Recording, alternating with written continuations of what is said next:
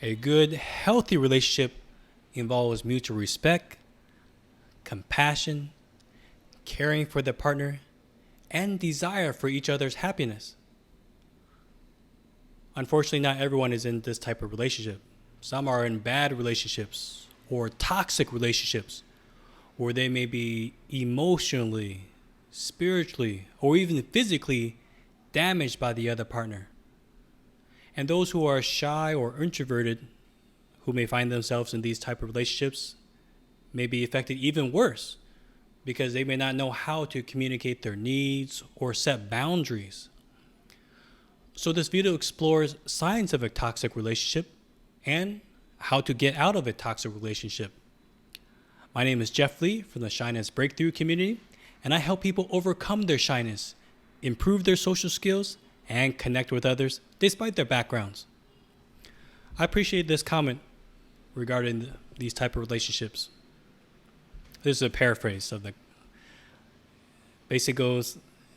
Do not invest in a relationship that you wouldn't want for your own son or daughter. Or said another way, it's better to be single and alone than feeling miserable in a wrong or toxic relationship. Of course, toxic relationships never start out that way. Like imagine this scenario. Let's say a couple has been dating for a while. At first, she thought he was great. He seemed so focused on her and thoughtful. Perhaps she thought that he was the one. But then later, she begins to have second thoughts, doubts, because she sees some red flags. And by the way, this example can be applied to both men and women. And these warning signs can be likened to buying the wrong shoes. Like, for example, let's say you want to get a new pair of shoes at the store. So you go to the store, you find these cute shoes. But then when you try them on, the only size that's left is too small. It's too tight for you. So what are you going to do? Are you going to buy the shoes anyway?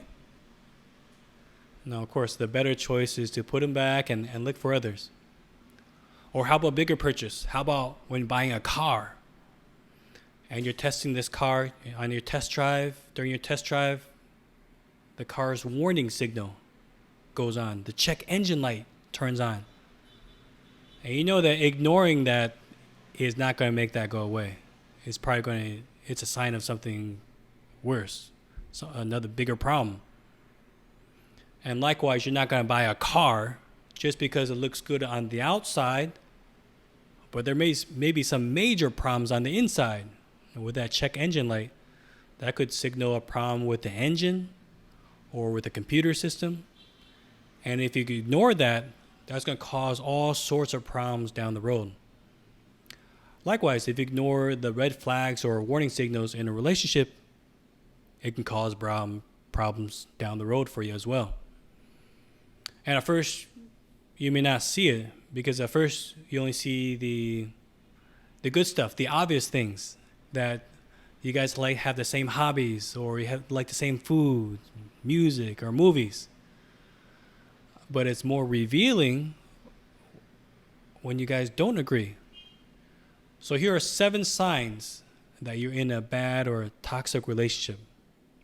1, things are moving too fast. Or perhaps he pressures you to get intimate.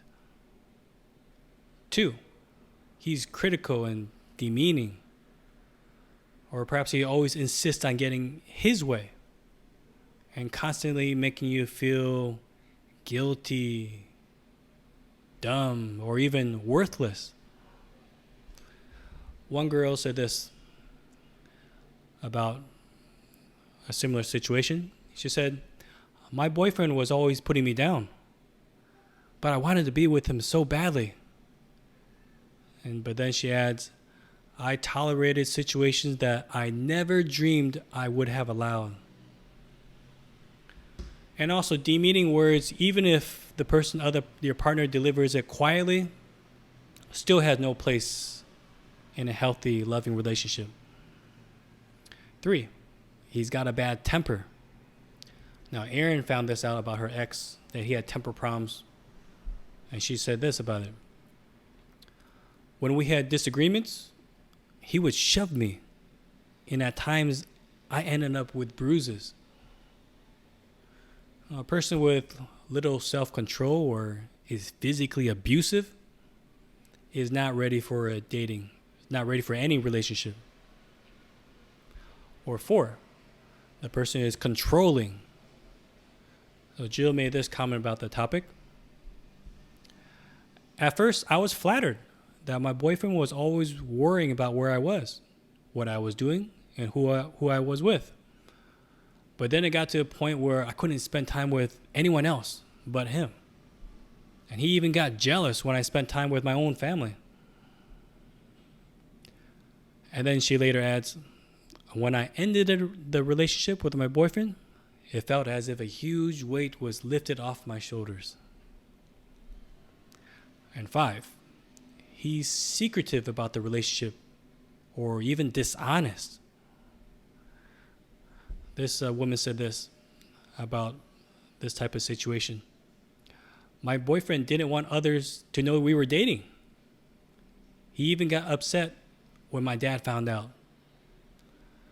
Now, this secrecy or like deliberate attempt to cover or keep the relationship quiet, hidden from others, that's a definite warning sign. 6, the relationship is on again, off again. It's a cycle of making up and breaking up. Obviously, that's a sign that there is repeated issues that are causing these cycles.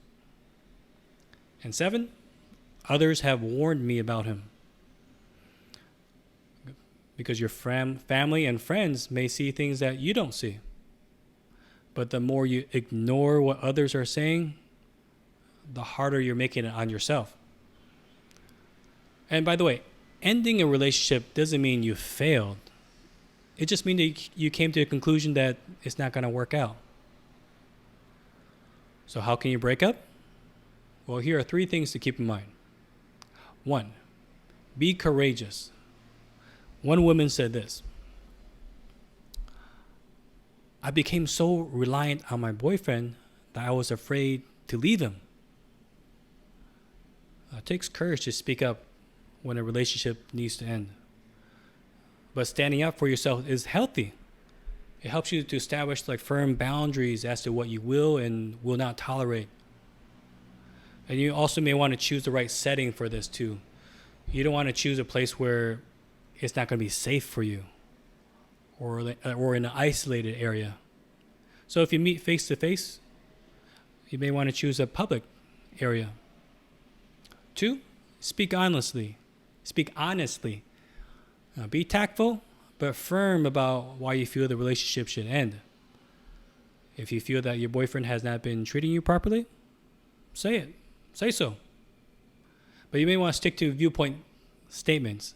So instead of saying, you don't do this, or you never do that, or you're always putting me down, you may want to phrase it as a I statement, like saying, I feel put down when you, or I need a person who supports me, encourages me, and brings me up.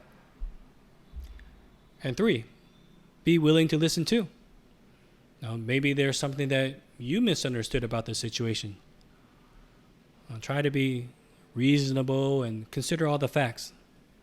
But also don't be swayed by manipulation, because there's some people who may act all depressed suddenly to try to win you back, even though there's all these red flags the whole time. And remember that this is your decision, because sometimes friends or mutual friends may want you guys to give it another chance. The problem is that you are the ones who have to live with the decision, not them. And eventually, the pain of breaking up will get better. It's just like being in a thunderstorm. Like when you're in a thunderstorm, like you don't really see an end to it. Like the rain's like pouring down really hard, and the thunder and lightning could get scary, get loud. Everything's cold and wet. But eventually, the storm is going to clear, and the sun will shine. So give yourself time to grieve, cry. Don't isolate yourself. Reach out to supportive friends. And also take care of your own physical health and exercise, as this will help you deal with the emotional toll or pain from a breakup. Keep busy and try to learn from the breakup. And eventually, the storm will pass. Follow me for more tips to help the shy and the introverts. And as a bonus, make sure to download the free ebook, Overcome Shyness Quick Start Guide, for more strategies to help you make friends, conquer shyness, and improve your social skills. The link for the ebook will be in the description below. And remember to hit the like and subscribe button.